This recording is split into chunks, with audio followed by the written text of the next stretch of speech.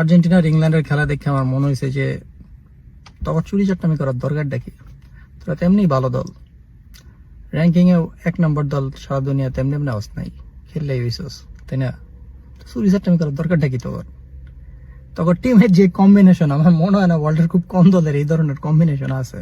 মানে কালকে যে কামব্যাকটা দিয়েছে আর্জেন্টিনা, কিছু বলার নাই আসলে।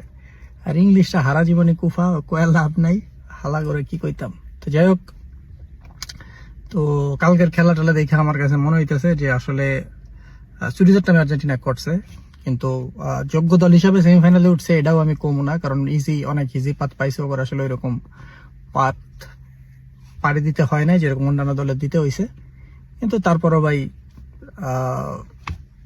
যদি ওরা ওয়ার্ল্ড কাপ জিতে, আমার কাছে মনে হয় যে যোগ্য দল হিসাবে জিতবে, কারণ ভালো দল, টিম ভালো, কিন্তু সমস্যা হইতেছে চুরি চাট্টামিগুলা, ঠিক আছে।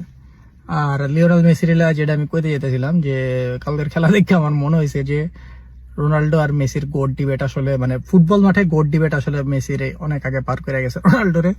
কিন্তু রোনাল্ডোরে আমি গোট ডিবেটের বাইরে রাখতে চাই না। রোনাল্ডো হইতেছে as a sportsman he is the GOAT, আর ফুটবল মাঠের ফুটবল স্পোর্টস এর গোট হইতেছে লিওনেল মেসি। আমার এখন যেটা মনে হয় আর কি, ভুল হইতে পারি আমি, কিন্তু আমার কাছে এটাই মনে হয়, কারণ রোনাল্ডোর ইনফ্লুয়েন্স লেভেল আসলে অনেক বেশি মেসির চেয়ে। প্লাস হচ্ছে অ্যাজ এ স্পোর্টসম্যান ওর যে এথিক্স আর যে sportsmanship, as a sportsman goat Ronaldo, but football মাঠে আসলে মেসি অনেক আগে রোনাল্ডোর চেয়ে। অ্যাটলিস্ট 39 বছর বয়সে আইসা কালকে যে খেলা দেখাইছে, আর সম্ভব হইতেছে না মানে ফুটবলে রোনাল্ডোরে গোট ডিবেটে রাখা, কিন্তু as a sportsman Cristiano Ronaldo. যাই হোক, কংগ্রেস টু আর্জেন্টিনা, কালকা যা খেলছে ওরা, মাই গুডনেস।